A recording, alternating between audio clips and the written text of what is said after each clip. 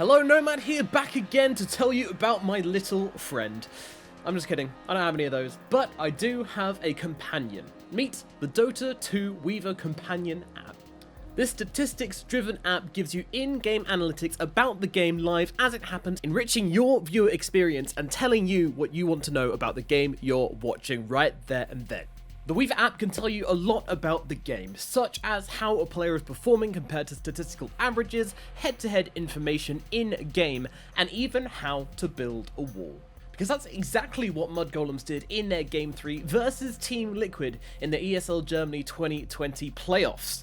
And I'm going to look into exactly how they did it. Let's get on board this wild ride, but don't forget to keep your arms and legs inside the vehicle at all times. If you know me, then you know I like an underdog story, and that's exactly what this game number 3 was. Mudgolems were able to get the turnaround on Team Liquid in one of the most dramatic fashions of the tournament so far. Team Liquid were dominating them. They were getting so many kills across the map, yet after this huge turnaround moment, they only able to get themselves a singular kill after this point for the entire rest of the game at 23 minutes. It's a huge factor in what they were able to pull off here, and I want to take a really good look about exactly how this happened. Despite a fairly even laning phase, Liquid were able to utilize the power of their Lycan in the early mid to really push the advantage home and just started getting kill after kill after kill in the early mid and catapulting their team ahead both in kills, in net worth, and in map pressure as well. They were becoming an unstoppable force. After another convincing fight in the middle lane for Team Liquid, they were able to lead themselves forward and behind Mickey's Snapfire in the middle. He even gets himself an Aghanim's, hitting a really early timing on that one, giving more power and initiation to his team to continue the pressure on to Mudgolems. And Insania playing Rubik, who's a typically squishy support hero, hasn't even died this game yet. I mean, it's 18 minutes into this game, the guy hasn't fallen once. Liquid are truly on a roll. What can possibly stop them? Now, this team fight here at the 23 to 24 minute mark, it doesn't seem like much. I mean, it's just a botched pushing attempt from Liquid, where they overextend a little bit, and they get punished. But from this point onwards, the entire rest of the game, they only find themselves one kill onto Undying. This is the turning point of the game, and it doesn't look like anything. And I really want to get into it and explain exactly what happens here, and exactly why Liquid just fell off a cliff at this point. Now, the first thing to mention here is that the Spectre was able to finish her Radiance just before this fight, and as we know, Radiant Spectre is a huge timing. It's a very expensive item, and it does do very well against the heroes on the side of Liquid, but surely that's not enough to make such a dramatic turn in the game.